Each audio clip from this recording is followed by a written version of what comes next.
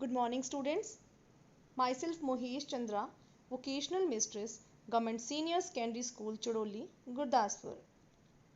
एक बारी फिर vocational trade import and export management ਦੇ 11th क्लास ਦੇ subject principals of management the second chapter ਜਿਸ ਦਾ ਨਾਮ ਹੈ ਪਲੈਨਿੰਗ, ਉਸ ਦਾ ਲਾਸਟ ਟੌਪਿਕ ਜੋ ਕਿ ਹੈ third topic advantages and limitations of planning ਅੱਜ ਅਸੀਂ ਇਸ ਵੀਡੀਓ ਰਾਹੀਂ ਕਵਰ ਕਰਾਂਗੇ। So coming on the point advantages of planning, ਯੋਜਨਾਬੰਦੀ ਦੇ ਲਾਭ।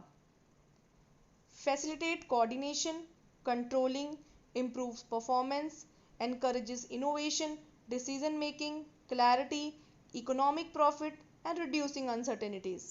ਇਹ ਸਾਰੇ ਯੋਜਨਾਬੰਦੀ ਦੇ ਲਾਭ ਨੇ। वन बाय वन ਅਸੀਂ ਇਹਨਾਂ ਨੂੰ ਅੱਗੇ ਡਿਸਕਸ ਕਰਾਂਗੇ। ਸਭ ਤੋਂ ਫਰਸਟ ਪੁਆਇੰਟ ਹੈ facilitates coordination, coordination ਦੀ ਸਹੂਲਤ। ਕੋਆਰਡੀਨੇਸ਼ਨ ਦਾ ਮਤਲਬ ਹੁੰਦਾ ਹੈ ਕਿ ਜਦੋਂ ਅਸੀਂ ਮਿਲ ਕੇ ਗਰੁੱਪ ਦੇ ਵਿੱਚ ਕੰਮ ਕਰਦੇ ਹਾਂ। ਜਦੋਂ ਕਿਸੇ ਸੰਸਥਾ ਦੇ ਕੰਮ ਦੀ ਯੋਜਨਾਬੰਦੀ ਕੀਤੀ ਜਾਂਦੀ ਹੈ ਤਾਂ ਸਾਰੇ ਕੰਮਾਂ ਨੂੰ ਗਰੁੱਪ ਵਿੱਚ ਵੰਡ ਕੇ ਸਾਰੇ ਗਰੁੱਪਾਂ ਦਾ ਆਪਸ ਵਿੱਚ ਸੰਬੰਧ ਸਥਾਪਿਤ ਕਰਕੇ ਕੰਪਨੀ ਦੇ ਉਦੇਸ਼ਾਂ ਦੀ ਪੂਰਤੀ ਕੀਤੀ ਜਾਂਦੀ ਹੈ, ਜੋ ਉਚਿਤ ਕੋਆਰਡੀਨੇਸ਼ਨ ਵਿੱਚ ਮਦਦ ਕਰਦੀ ਹੈ। ਪਲੈਨਿੰਗ ਦੇ ਵਿੱਚ ਇਹ ਡਿਸਾਈਡ ਕੀਤਾ ਜਾਂਦਾ ਹੈ, ਯੋਜਨਾਬੰਦੀ ਦੇ ਵਿੱਚ ਇਹ ਡਿਸਾਈਡ ਕੀਤਾ ਜਾਂਦਾ ਹੈ ਕਿ ਕੰਮ ਨੂੰ ਉਹਨਾਂ ਦੀ ਸਮਰੱਥਾ ਦੇ ਅਕੋਰਡਿੰਗ ਇੰਪਲੋਈਜ਼ ਵਿੱਚ ਵੰਡ ਦਿੱਤਾ ਜਾਵੇ ਅਤੇ ਉਹਨਾਂ ਦੇ ਗਰੁੱਪ ਬਣਾ ਦਿੱਤੇ ਜਾਣ ਅਤੇ ਗਰੁੱਪਾਂ ਨੂੰ ਆਪਸ ਦੇ ਵਿੱਚ ਕੋਆਰਡੀਨੇਸ਼ਨ ਦੇ ਨਾਲ ਕੰਮ ਕਰਨ ਦੀ ਹਿਦਾਇਤ ਕੀਤੀ ਜਾਵੇ। ਸੈਕੰਡ ਪੁਆਇੰਟ ਹੈ ਕੰਟਰੋਲਿੰਗ। ਇਹ ਪੁਆਇੰਟ ਅਸੀਂ ਆਪਣੀ ਸਾਰੀ ਵੀਡੀਓਜ਼ ਦੇ ਵਿੱਚ ਕਵਰ ਕਰ ਚੁੱਕੇ ਹਾਂ। ਐਕਚੁਅਲ 'ਚ ਇਹ ਪੁਆਇੰਟ ਮੈਨੇਜਮੈਂਟ ਦੇ ਵਿੱਚ ਬਹੁਤ ਇੰਪੋਰਟੈਂਟ ਪੁਆਇੰਟ ਹੈ। ਯੋਜਨਾ ਵਿੱਚ ਕਿਸੇ ਵੀ ਪੱਖ ਦੇ ਸਾਰੇ ਪਹਿਲੂਆਂ ਬਾਰੇ ਪਹਿਲਾਂ ਹੀ ਨਿਸ਼ਚਿਤਤਾ ਪੈਦਾ ਕੀਤੀ ਜਾਂਦੀ ਹੈ। ਕੀ ਕਰਨਾ ਹੈ, ਕਦੋਂ ਕਰਨਾ ਹੈ, ਕਿੱਥੇ ਕਰਨਾ ਹੈ, ਕਿਵੇਂ ਕਰਨਾ ਹੈ ਅਤੇ ਕਿਸ ਨੇ ਕਰਨਾ ਹੈ। ਇਹ ਜੋ 4 ਕ ਨੇ ਪੰਜਾਬੀ ਦੇ ਵਿੱਚ, ਜਿਵੇਂ ਅਸੀਂ ਬੋਲਦੇ ਹਾਂ ਕਿ ਜੋ ਇਹ ਪੰਜ ਕੱਕੇ ਨੇ, ਕੀ ਕਰਨਾ ਹੈ, ਕਦੋਂ ਕਰਨਾ ਹੈ, ਕਿਵੇਂ ਕਰਨਾ ਹੈ, ਕਿੰਨੇ ਕਰਨਾ ਹੈ ਅਤੇ ਕਿੱਥੇ ਕਰਨਾ ਹੈ, ਇਹ ਪਲੈਨਿੰਗ ਦਾ ਮੁੱਖ ਰੂਪ ਨੇ। ਅਤੇ ਇੱਕ ਮੈਨੇਜਰ ਨੂੰ ਇਹ ਸਾਰੀਆਂ ਚੀਜ਼ਾਂ ਨੂੰ ਪਤਾ ਹੋਣਾ ਚਾਹੀਦਾ ਹੈ, ਇਸੇ ਲਈ ਉਹ ਆਪਣੇ ਕਰਮਚਾਰੀਆਂ ਦੇ ਕੰਮ ਦੇ ਉੱਪਰ ਕੰਟਰੋਲ ਕਰ ਸਕਦਾ ਹੈ। ਸੋ ਡੈਟ ਕਿ ਪਲੈਨਿੰਗ ਜੋ ਹੈ ਉਹ ਸਾਨੂੰ ਇੱਕ ਰੂਪ ਦੱਸਦੀ ਹੈ, ਸਾਨੂੰ ਇੱਕ ਦਿਸ਼ਾ ਨਿਰਦੇਸ਼ ਦਿੰਦੀ ਹੈ ਕਿ ਅਸੀਂ ਆਪਣੇ ਕੰਮ ਨੂੰ ਕਿਵੇਂ ਕੰਟਰੋਲ ਕਰਨਾ ਹੈ। ਇਸ ਕਰਕੇ ਜੋ ਕੰਮ ਵਿੱਚ ਕੋਈ ਕਮੀ ਆਉਂਦੀ ਹੈ ਤਾਂ ਉਸਨੂੰ ਦੂਰ ਕੀਤਾ ਜਾ ਸਕਦਾ ਹੈ। ਕੰਟਰੋਲਿੰਗ ਨਾਲ ਅਸੀਂ ਆਹ ਦੇਖਦੇ ਹਾਂ ਕਿ ਸਾਨੂੰ ਭਵਿੱਖ ਦੇ ਵਿੱਚ ਸਾਡੇ ਕੰਮ 'ਚ ਅਗਰ ਕੋਈ ਮੁਸ਼ਕਿਲ ਆਉਂਦੀ ਹੈ ਤੇ ਅਸੀਂ ਉਸਨੂੰ ਅੱਜ ਹੀ ਦੂਰ ਕਰ ਸਕੀਏ। ਇੰਪਰੂਵਸ ਪਰਫਾਰਮੈਂਸ, ਮੁਹਾਰਤ ਵਿੱਚ ਸੁਧਾਰ।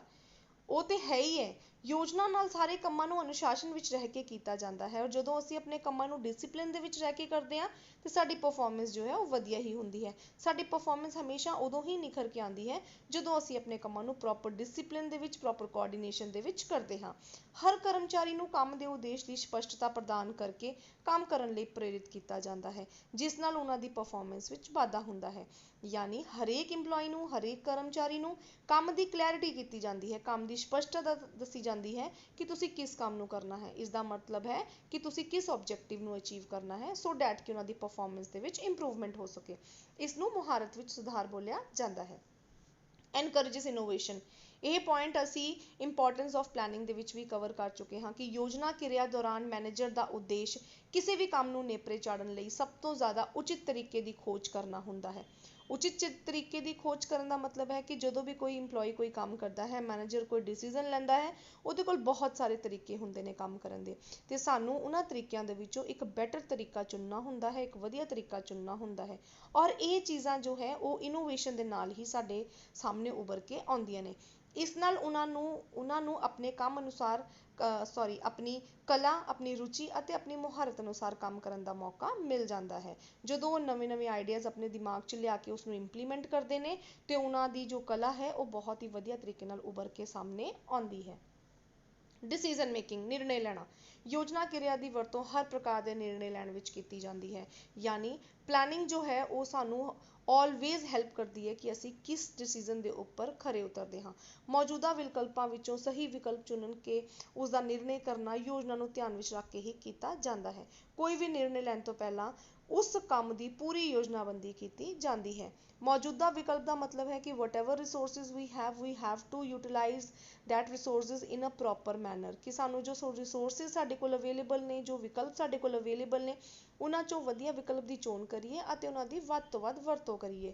ਇਹ ਚੀਜ਼ਾਂ ਸਾਨੂੰ ਯੋਜਨਾਬੰਦੀ ਦੇ ਵਿੱਚ ਵੀ ਦੱਸੀਆਂ ਜਾਂਦੀਆਂ ਨੇ ਅਤੇ ਜਦੋਂ ਅਸੀਂ ਵਿਕਲਪ ਦੀ ਚੋਣ ਕਰਦੇ ਹਾਂ ਉਸ ਪ੍ਰਕਿਰਿਆ ਨੂੰ ਡਿਸੀਜ਼ਨ ਮੇਕਿੰਗ ਬੋਲਿਆ ਜਾਂਦਾ ਹੈ। ਕਲੈਰਿਟੀ, योजना ਸਾਨੂੰ ਬਿਲਕੁਲ ਸਪਸ਼ਟ ਰੂਪ ਨਾਲ ਇਹ ਦੱਸਦੀ ਹੈ ਕਿ ਅਸੀਂ ਕਿਸ ਉਦੇਸ਼ ਦੀ ਪੂਰਤੀ ਲਈ ਕੰਮ ਕਰ ਰਹੇ ਹਾਂ। ਯੋਜਨਾ ਵਿੱਚ ਸਭ ਤੋਂ ਪਹਿਲਾਂ ਕਿਸੇ ਸੰਸਥਾ ਦੇ ਉਦੇਸ਼ ਨੂੰ ਸਥਾਪਿਤ ਕੀਤਾ ਜਾਂਦਾ ਹੈ, ਫਿਰ ਉਹਨਾਂ ਦੇ ਉਦੇਸ਼ਾਂ ਲਈ ਪੂਰਤੀ ਲਈ ਜੋ ਜ਼ਰੂਰੀ ਪੜਾਅ ਹੁੰਦੇ ਨੇ ਉਹਨਾਂ ਨੂੰ ਪੜ੍ਹਿਆ ਜਾਂਦਾ ਹੈ। ਯੋਜਨਾ ਬਣਾਉਣ ਲਈ ਉਦੇਸ਼ ਦੀ ਪੂਰੀ ਜਾਣਕਾਰੀ ਪ੍ਰਾਪਤ ਕਰਨੀ ਹੁੰਦੀ ਹੈ। ਇਹ ਜ਼ਰੂਰੀ ਵੀ ਹੁੰਦਾ ਹੈ ਕਿਉਂਕਿ ਇਸ ਲਈ ਯੋਜਨਾ ਉਦੇਸ਼ਾਂ ਦਾ ਸਪਸ਼ਟੀਕਰਨ ਦੇਣ ਵਿੱਚ ਸਹਾਈ ਹੁੰਦੀ ਹੈ। यानी योजना बनाने तो पहले सानू ये क्लीयर होना चाहिए कि असी किस उद्देश की पूर्ति लिए योजना बनाने लगे हाँ। यह क्लैरिटी होनी बहुत ज़्यादा जरूरी होती है।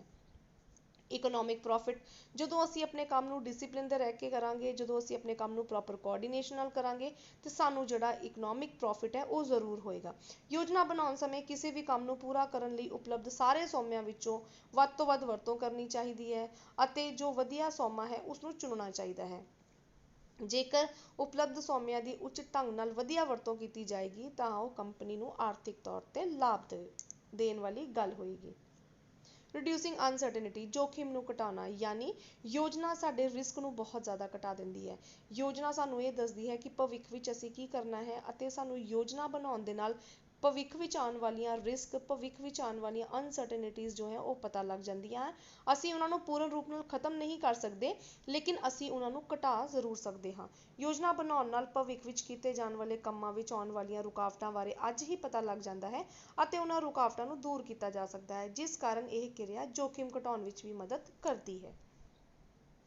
ये सारे पॉइंट सीगे बेटा एडवांटेजिस ऑफ प्लैनिंग दे। हुण जिथे असीं एडवांटेजिस की गल करिए उत्थे किते ना किते डिसएडवांटेजिस भी नाल जुड़े हुंदे ने।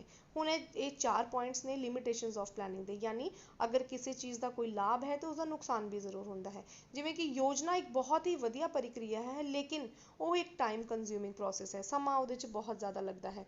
जिवें कि योजना क्रिया दौरान किसी भी काम नूं करन दे सारे संभव सौमियां बारे जानकारी इकट्ठी करनी हुंदी है, फिर उन्हां दे विचों एक वधिया सौमे नूं सिलैक्ट करना हुंदा है अते उसी सौमे के अनुसार काम करना होंदा है। इस प्रक्रिया विच मैनेजमेंट का समा बहुत ही ज़्यादा वेस्ट होंदा है, इसलिए इनू टाइम कंज्यूमिंग प्रोसैस बोलिया जाता है।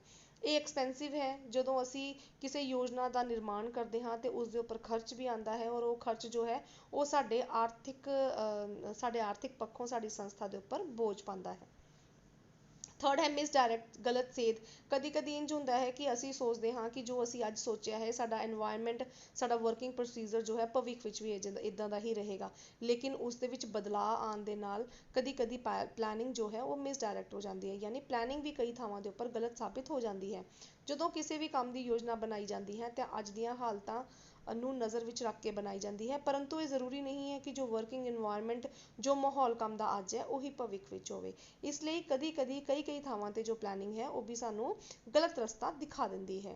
नैक्सट पॉइंट है, लास्ट पॉइंट, प्रोबेबिलिटी, संभावना, कि प्लैनिंग जो है वो मन के की जाती है क्योंकि भविख जो है अनसर्टन है, भविख के बारे की होना है की नहीं होना इस दे बारे असीं श्योर नहीं होंदे, इसलिए प्लैनिंग जो है वो संभावना नूं मन के बनाई जाती है।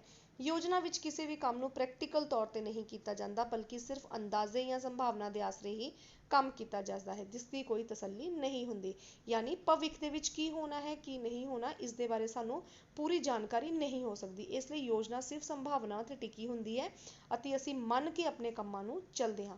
आ सारे पॉइंट सीगे प्लैनिंग दी लिमिटेशंस दे। इस वीडियो राही अज असीं अपनी बुक का जो सैकेंड चैप्टर है डैट इज़ प्लैनिंग, उस चैप्टर नूं कंप्लीट कर लिया है। मैं उम्मीद करती हाँ कि तुसीं सारी वीडियोज़ नूं अगर कोरिलेट करके देखोगे तो तुहानूं first management chapter and second planning chapter बहुत ही वधिया तरीके दे नाल समझ आएगा। एंड आई विश कि अगर तुहानूं ये वीडियो पसंद आई है तो तुसीं इहनूं लाइक एंड शेयर जरूर कर दिओ। Thank you so much for your valuable time. Thanks a lot.